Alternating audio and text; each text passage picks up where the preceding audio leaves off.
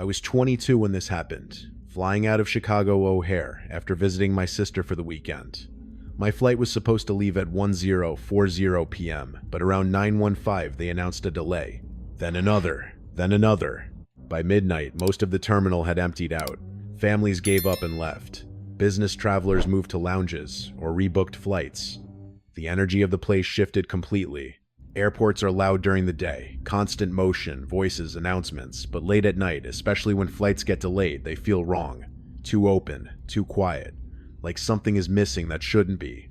I remember sitting at gate H17 phone at 14%, scrolling mindlessly just to stay awake. The overhead lights hummed softly. Cleaning crews moved slowly in the distance. Every few minutes, a rolling suitcase echoed across the tile like it was much closer than it actually was. That's when I noticed him. He wasn't sitting at my gate at first. He was standing near the digital departure board across the terminal, just watching it, not scanning it like everyone else. Just staring. He didn't look like a traveler, no luggage, no backpack, no phone in his hands, just a dark jacket, jeans, and this stillness about him that made him stand out without doing anything obvious. I didn't think much of it. People are weird in airports at night. But then a few minutes later, he was sitting 2 rows across from me. I never saw him walk over. He was just there. Head slightly lowered, hands resting on his knees, completely still. I glanced at him once, then quickly looked away. Something about the way he sat made me uncomfortable, too quiet, too focused, like he was waiting for something. I checked the departure board again. Still no gate change, still delayed. I shifted in my seat and tried to ignore him. About 5 minutes passed before I heard his voice. "You're going to gate H22. I froze. The voice wasn't loud. It wasn't aggressive. It was calm, flat, almost certain. I turned slowly. He was looking directly at me, not smiling, not blinking, just staring like he'd been expecting me to react.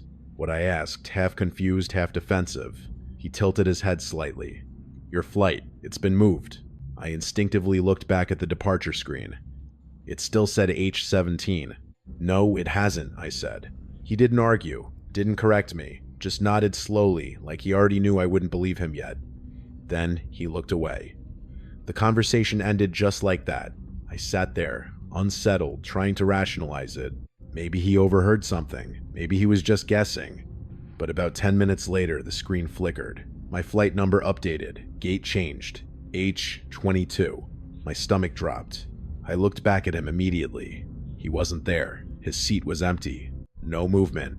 No sound. Just gone. I packed my things quickly and walked toward the new gate, trying not to overthink it.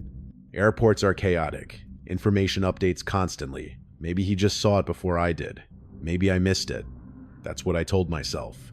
But when I reached gate H22, he was already there, sitting in the same posture, same stillness, same expression, waiting. This time there were fewer people, maybe 5 or 6, scattered across the gate area, no one talking, no one paying attention. I chose a seat farther away, keeping him in my peripheral vision. My heart was beating faster than it should have been.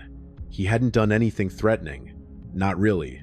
But something about the timing, the way he appeared, the way he spoke, like he already knew what was going to happen, it didn't feel right. I pulled out my phone, pretending to text, but really just watching his reflection in the dark screen. He didn't move. Not once. Not even to check his surroundings. Not even to blink, as far as I could tell.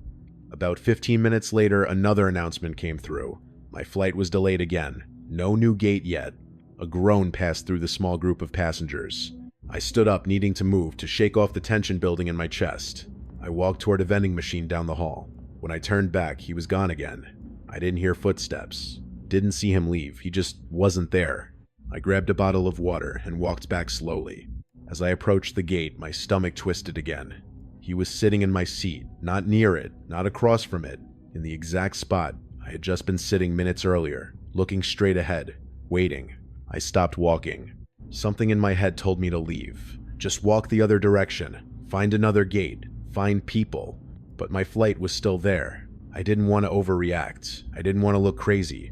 So I walked past him, sat down 2 rows away, and avoided eye contact. That's when he spoke again. "You shouldn't be here tonight." My chest tightened instantly. I turned toward him slowly. "Excuse me," he didn't look at me this time. His eyes stayed fixed forward like he was talking to someone sitting directly in front of him. "This flight isn't meant for you," he said quietly. The way he said it wasn't threatening. That's what made it worse. It sounded like a statement, like a fact, like something already decided.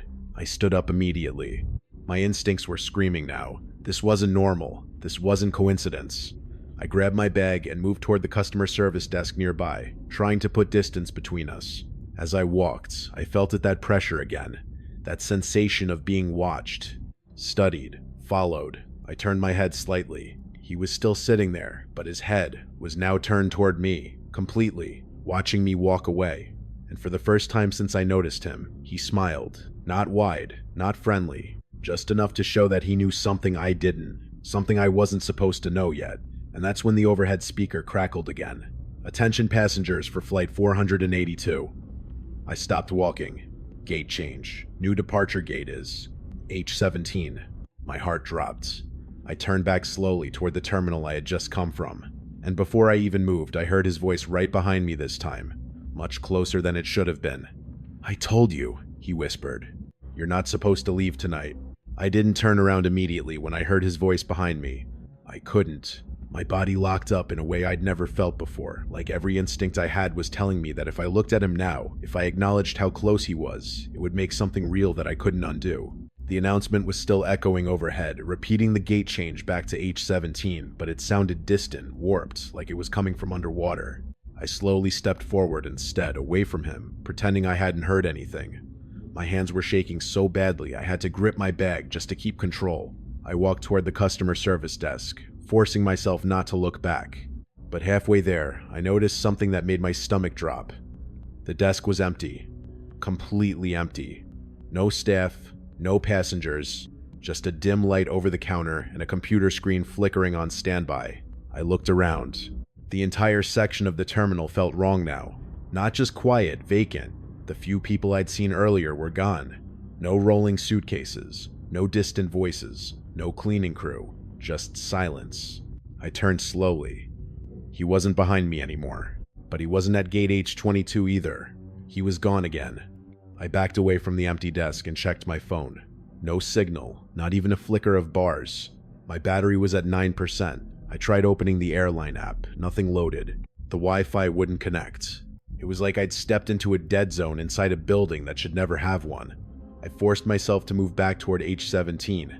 I didn't want to. Every part of me was screaming to leave the terminal entirely, to find security, to find anyone. But something else, something quieter but stronger, told me I wouldn't find anyone. Not right now. Not here. The walk back felt longer than it should have been. The overhead lights flickered in sections, creating pockets of dimness between bright white strips. My footsteps echoed too loudly, bouncing off walls that suddenly felt farther apart. When I reached gate H17, the screens were on, but they weren't showing my flight anymore. The entire departure board was blank. No listings, no updates, just a black screen reflecting the empty rows of seats. And him, sitting in the front row, facing the gate window, back toward me, waiting. I stopped at the edge of the seating area. My chest felt tight, like I couldn't take a full breath. He hadn't moved since I saw him last. Same posture, same stillness.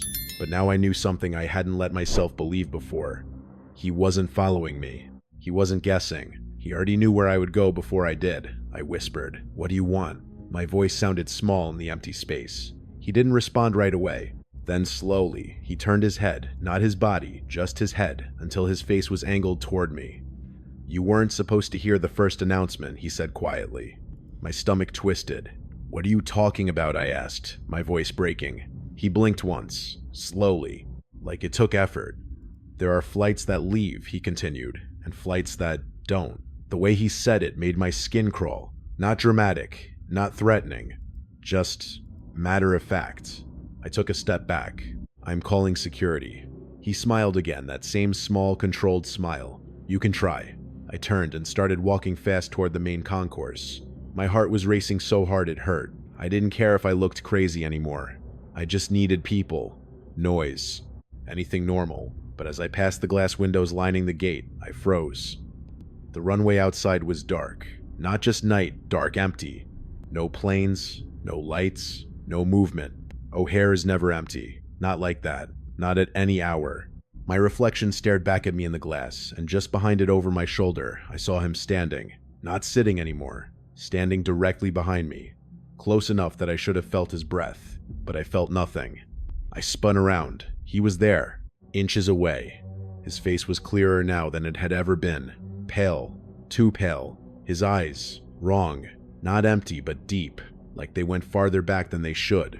Like there was too much space behind them. "You're still trying to leave," he said softly. I stumbled backward, nearly tripping. "Stay away from me," I shouted. My voice echoed through the terminal, but no one answered. No footsteps, no voices. Just me. And him. He tilted his head slightly. "You don't understand yet," he said. "This part isn't for you." I shook my head, panic rising fast now. "I'm leaving." I turned and ran. I didn't care where, just away from him. Away from the gates. Away from that empty runway. My footsteps pounded against the floor as I sprinted toward what I thought was the main exit. The lights flickered again. Sections of the terminal going dark for a split second before coming back on. And every time they did, I saw him closer. Not running, not chasing. Just appearing nearer each time the lights came back. I pushed through a set of double doors and burst into a brightly lit hallway and collapsed to my knees. People, noise, announcements. The normal airport sounds flooded back instantly. A couple walking past stared at me like I was insane. A TSA agent down the hall glanced over but didn't approach. I looked back through the doors I had just come through. The gate area was still there, lit, normal. Passengers sitting in rows, planes outside the window, like nothing had ever happened. My phone buzzed in my hand. Signal returned. 8%. I looked at the screen. A notification from the airline app. Final boarding call for flight 482, gate H17. My heart dropped. I stood slowly, legs shaking. That was my flight. That was the gate I had just come from. The one that had been empty. The one where he was waiting. I didn't go back. I walked straight to the exit and called an Uber. I didn't care about the ticket, the money, anything. I just needed to get out. The next morning, I called the airline to rebook. The woman on the phone paused when I gave her my original flight number. "I'm sorry," she said slowly, "but that flight was never delayed last night. It departed on time at 10:40 p.m. My throat went dry. "That's not possible," I whispered. I was there. It kept getting delayed. The gate kept changing. "Ma'am," she interrupted gently, "Flight 482 hasn't had a delay in over 6 months. I didn't argue. I couldn't. But before I hung up, I asked one last question. Was there an empty seat on that flight? There was a pause. Then, "Yes," she said. "Seat 22B. It was reserved, but no one ever checked in. I didn't ask anything else. I haven't flown out of O'Hare since. And every time I'm in an airport, late at night, especially when a flight gets delayed, I check the departure boards over and over again. Because I don't know what would have happened if I had gotten on that plane. But I do know one thing. That man wasn't trying to stop me. He was trying to warn me. And whatever that flight really was, it wasn't meant to land."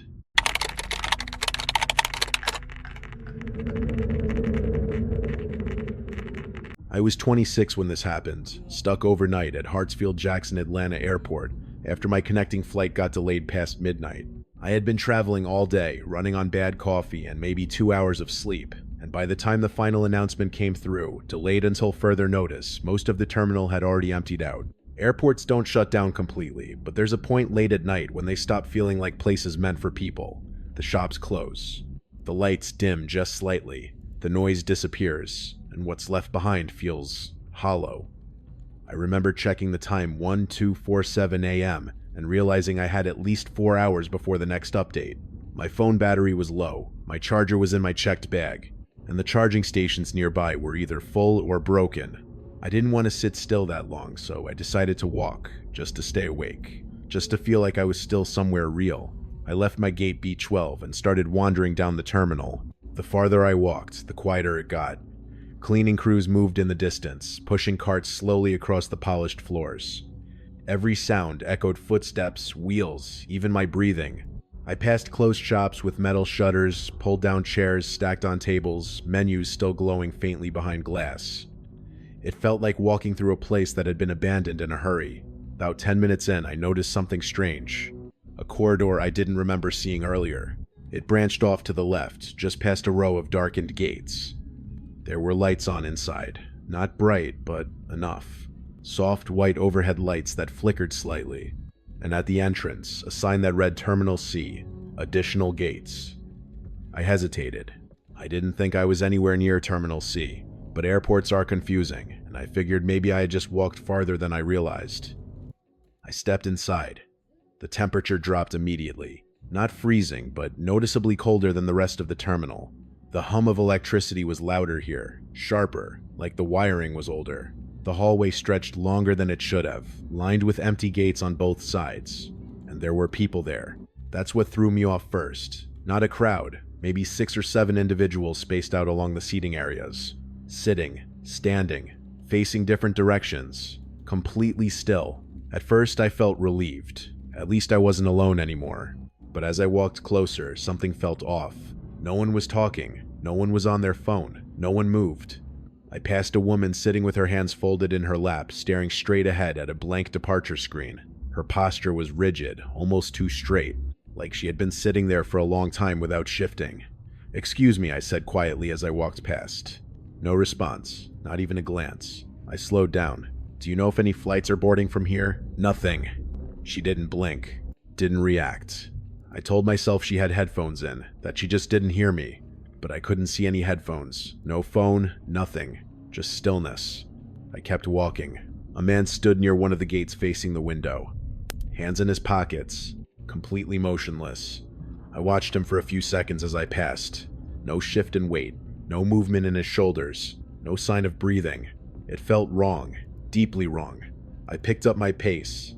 The lights flickered overhead once briefly, but in that split second of darkness, I swear every single person in that hallway had turned slightly. Not fully, just enough that I could feel it, like they were aware of me. When the lights came back on, they were all still again, facing forward, exactly as before. My heart started pounding. I reached for my phone, but the screen lagged when I unlocked it.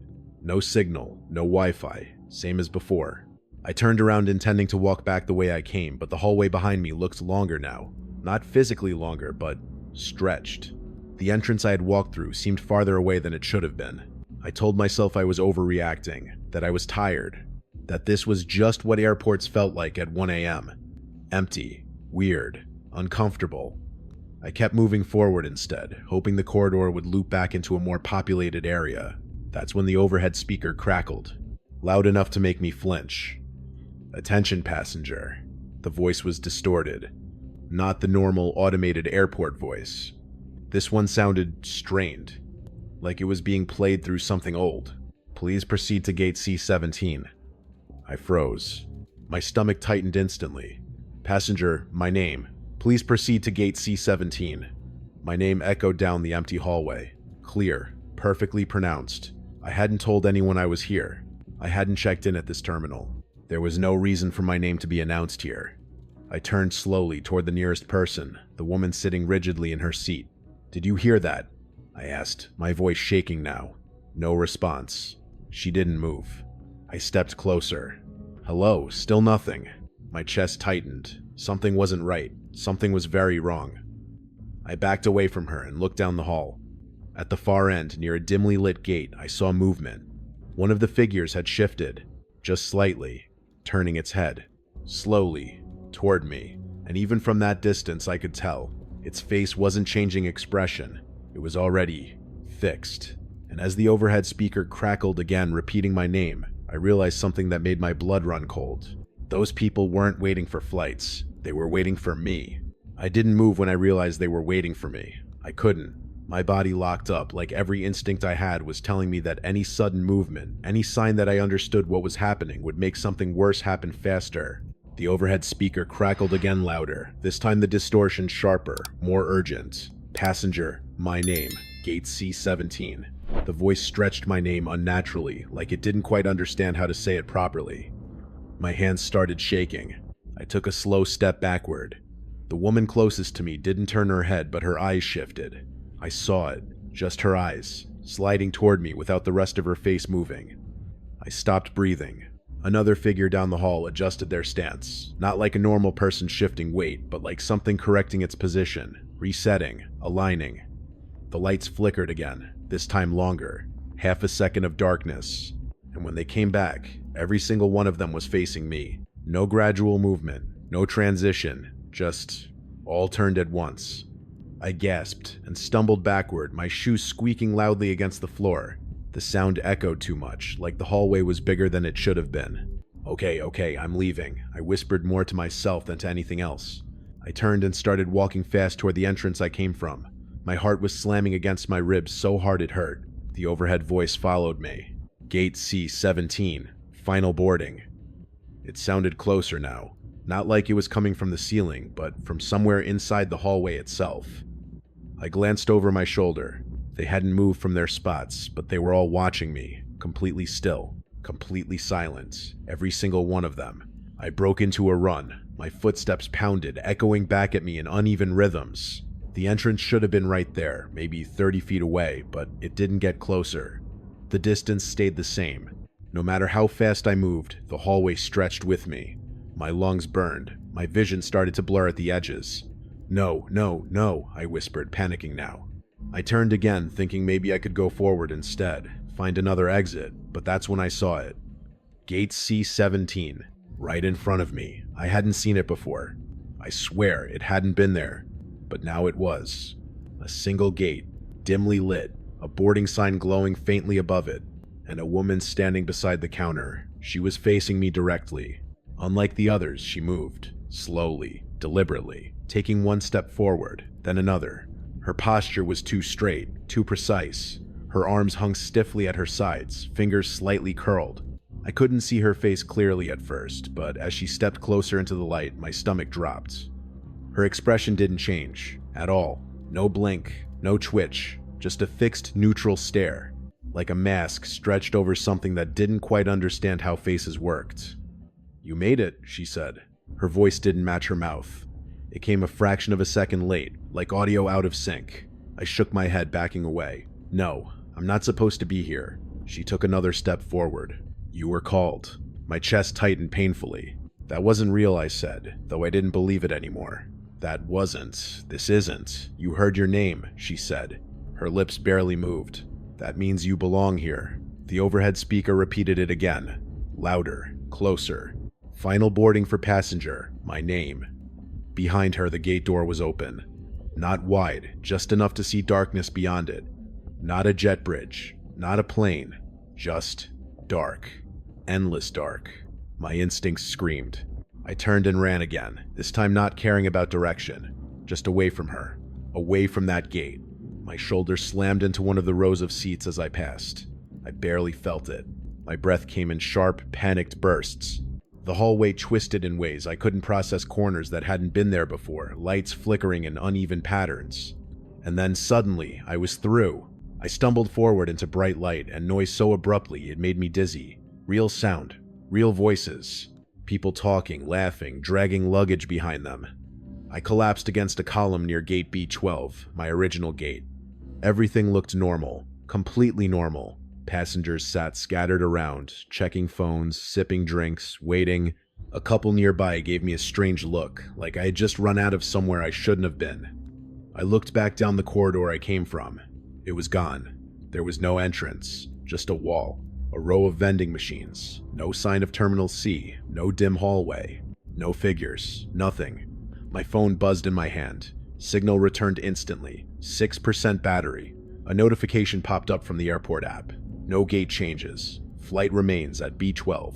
I stared at the screen, trying to process everything, trying to convince myself I had imagined it, that exhaustion had messed with my head, that the announcement had glitched, that I had walked into the wrong place. But then I checked the time. It was 1:12 a.m. I had only been gone for 25 minutes. It felt like hours. I sat down slowly, my hands still shaking, and waited for boarding. When the flight finally started, I lined up with the other passengers, forcing myself to act normal, forcing myself not to look over my shoulder every few seconds. As I stepped onto the plane, the flight attendant smiled politely. "Boarding pass," I handed it over. She scanned it, then hesitated. "Just for a second. You're at seat 17C, she said. I nodded, stepping past her. But as I walked down the aisle, something caught my attention. Seat 17B, the one next to mine, was empty. The tray table down, the seatbelt unfastened, like someone had just gotten up. I sat down, slowly, trying to ignore the feeling building in my chest. Passengers filled in around me. The plane door closed. We pushed back from the gate, and just before takeoff I heard it. A voice, right next to my ear, soft, calm, familiar. "Wrong gate," it whispered. I turned instantly. The seat beside me was still empty. No one there, but the seatbelt was now fastened.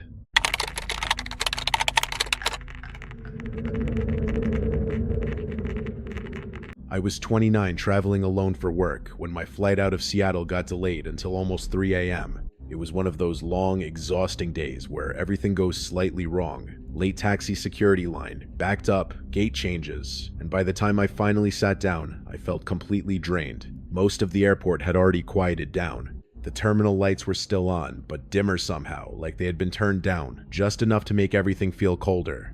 Shops were closed. Chairs were half empty. And the people who were still there weren't really talking, they were just existing, waiting. I was at gate N9, curled up in one of those uncomfortable airport chairs with my carry-on tucked under my legs, trying to stay awake. My phone was at 18%, and I didn't want to waste battery watching anything, so I just stared at the departure screen. Same message over and over, delayed, new time TBD. Around 2:47 a.m., the overhead speakers crackled. Not unusual. Airports make announcements constantly, but this one was different. It wasn't loud. It didn't echo like the others. It sounded closer, like it was meant for someone nearby, not the whole terminal. "Attention passenger." I barely paid attention at first. Then it said my name, clear, perfect, no distortion, no hesitation, my full name. I looked up immediately, scanning the gate area. No one reacted. No one even looked up from their phones. It was like I was the only person who heard it. "Please proceed to gate N3. The message cut off abruptly. No chime, no follow-up, just silence. I sat there for a few seconds trying to process it. My flight wasn't at N3. It hadn't changed. The screen still showed N9. I even checked my boarding pass. Same gate, same flight, nothing different. I looked around again.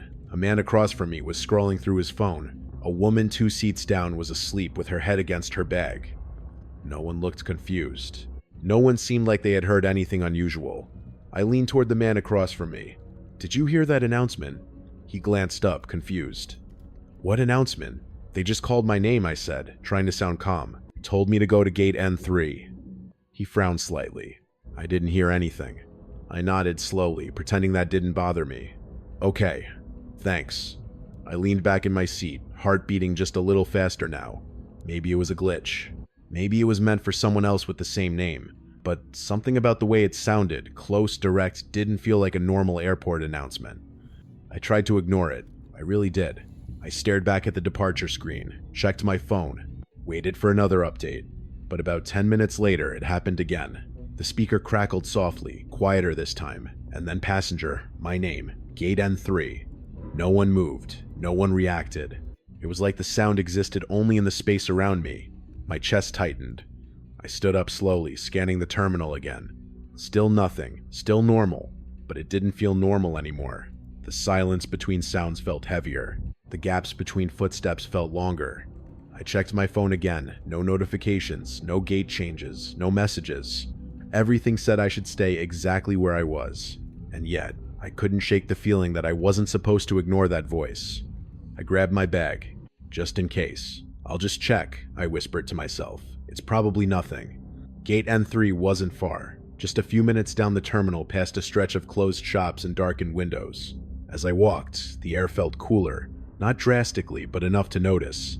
The hum of the overhead lights seemed louder here, sharper, like it was pressing into my ears. When I reached N3, I stopped. The gate was dark, completely dark.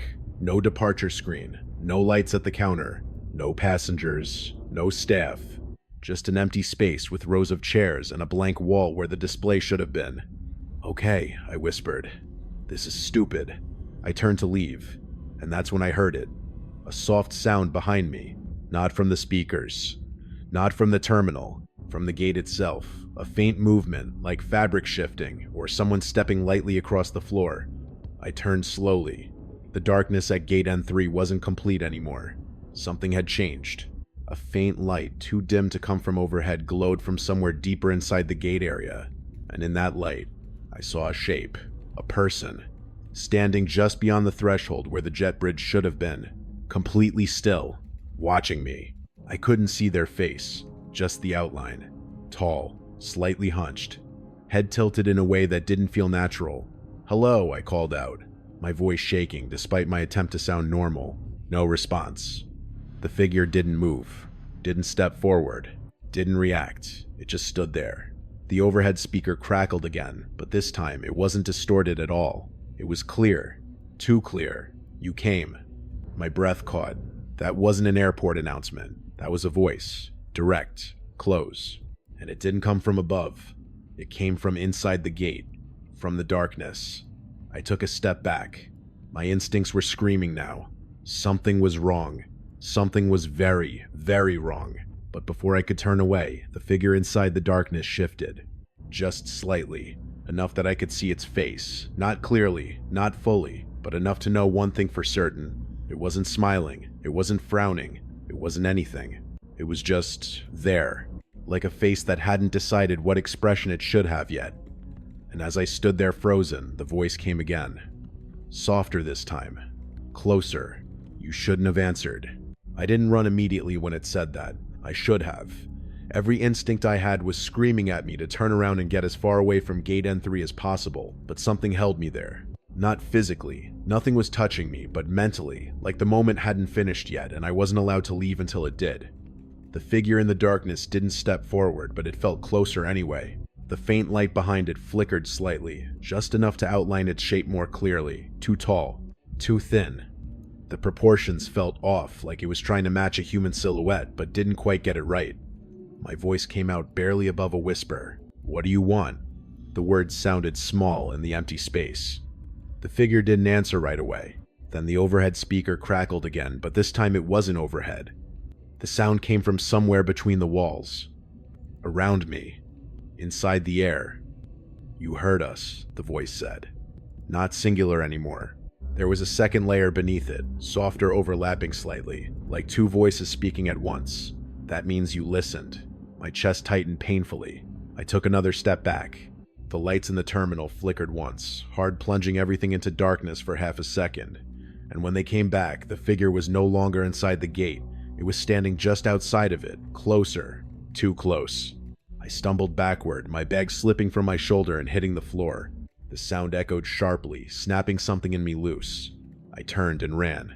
My footsteps pounded against the tile, loud, uneven, desperate. I didn't care where I was going anymore. I just needed distance. I just needed noise, people, anything real. The terminal stretched in front of me longer than it should have been. The same row of closed shops, the same dim lighting, the same silence pressing in from every direction. And then another voice. Behind me this time, not from the speaker. Not from the walls, from the air right behind my shoulder. Gate N3 is now boarding. I didn't look back. I couldn't. My lungs burned as I ran my vision narrowing at the edges. The overhead lights flickered again, one by one, this time sections of the terminal blinking out for a split second before coming back on. And every time they did, I felt it. That presence. Closer. Not chasing. Not running. Just appearing nearer. I reached what should have been my gate N9, but when I looked up the sign above, it read something else. Not N9, not any number I recognized, just a blank panel, glowing faintly. The seats were empty, completely empty. The departure screen flickered, then went black. My heart dropped. This wasn't right. None of this was right. I turned in a slow circle, trying to get my bearings. Every direction looked the same, every gate identical, every light dim and humming. And then I saw them, people, standing in small clusters along the edges of the terminal. Not moving, not speaking, just there, facing different directions, some toward the gates, some toward the windows, some toward me. My stomach twisted. "No," I whispered. One of them shifted, slowly, turning its head just enough that I could see its face in profile, blank, not expressionless, unfinished. Like it hadn't decided what it was supposed to be yet. The overhead speaker crackled again, louder, now sharper. "Passenger, my name. Final boarding." The The figures around me turned at once. Not gradually, not naturally, all at once, facing me. I backed away, shaking violently. "I'm not going," I said louder now, my voice cracking. "I'm not getting on that flight." The lights flickered again, and this time they didn't come back immediately. Darkness swallowed the terminal for a full second, maybe longer. And in that darkness, I heard footsteps. Not running, not chasing, walking. Slow, measured, surrounding me. The lights snapped back on. They were closer. All of them. The figures had moved in without making a sound, closing the space between us. My breathing turned shallow, panicked. I looked around, desperately trying to find an exit, a sign, anything familiar. And then I saw it. A doorway, bright, too bright compared to everything else. The sign above it read, "Exit." I didn't hesitate. I ran, pushing through the crowd of motionless figures, ignoring the way they seemed to lean slightly as I passed, like they were adjusting to my movement. The voice followed me, layered now, multiple tones overlapping. "You were called. You answered. You belong." I shoved through the exit doors and stumbled forward into blinding light. Sound crashed over me instantly. Real sound. Conversations. Announcements. The normal hum of an airport terminal, alive with people. I fell to my knees just inside the main concourse, gasping for air. Someone nearby asked if I was okay. A security officer started walking toward me. Everything looked normal again, completely normal. I turned back toward the doors I had just come through. There was no hallway, no dim lights, no figures, just a standard corridor leading to a row of active gates. People walking, sitting, waiting, like nothing had ever been wrong. My phone buzzed in my hand, signal fully restored, battery at 11%. A notification from the airline app gate remains N9, boarding in 20 minutes. I didn't question it. I didn't think. I just went back to N9 and sat down, gripping my bag so tightly my fingers went numb. When boarding started, everything felt normal. Too normal. The flight attendant smiled. People joked quietly in line. The plane itself looked exactly like every other flight I'd ever been on. But as I stepped onto the jet bridge, something made me stop. A faint sound, barely there, a whisper. Not from behind me, not from ahead, from inside my own head. "You heard us first." I forced myself to keep walking, to keep moving forward. I sat down in my assigned seat, buckled my seatbelt, and stared straight ahead. I didn't look at anyone. I didn't want to know if someone was sitting next to me. I didn't want to know if something had followed me out. As the plane taxied down the runway, I glanced out the window, and for a split second just before takeoff, I saw it. Far off in the distance, near the edge of the airport lights, a gate, isolated, dark, and a figure standing at the entrance, watching the plane, waiting. And even now, every time I hear an airport announcement late at night, especially when I'm alone, I don't listen for the words anymore. I listen for my name, because I don't think it only happens once. I think it keeps calling, until you answer again.